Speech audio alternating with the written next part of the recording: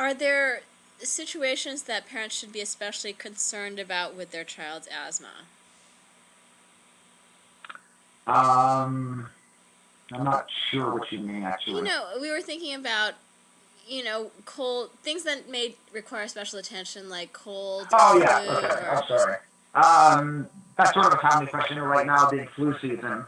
I know the flu vaccine gets a bad rap, but one of the most important things parents of children with asthma can do is, again, recognize what are potential triggers.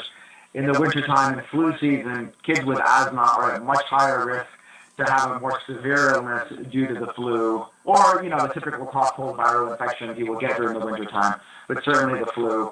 And so it's really important that all kids with asthma get their flu vaccine.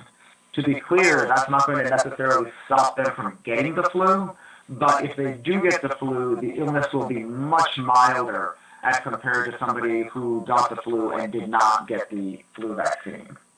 And then again, if you're traveling, if you are going to other countries where pollution is a big issue, if you know your child has pet allergies and you're going to the zoo, you just really want to be aware of what your child's triggers are, not lose sight of them, and then kind of take the appropriate kind of preventative or modifying actions.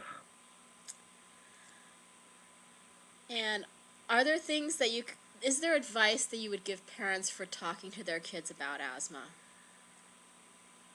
Yes, the most important thing is tell me as your mom or dad when you are having trouble with your asthma. If you are not feeling well, if you want to be active, but for whatever reason you just feel like you can't do it, you're coughing, the parents just really need to be aware of what and how often and when things are happening.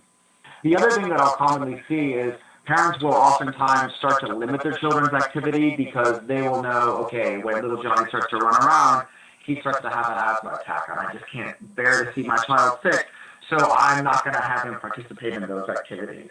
In this day and age, with the medications we have and their fantastic safety profile, there is really nothing that an asthmatic should not be able to do. If you have a child with asthma and he's yearning, I want to climb Mount Everest, there is no reason he cannot climb Mount Everest. He may have to take the proper precautions, modify his medication, but there is nothing an asthmatic cannot do that a person without asthma can do.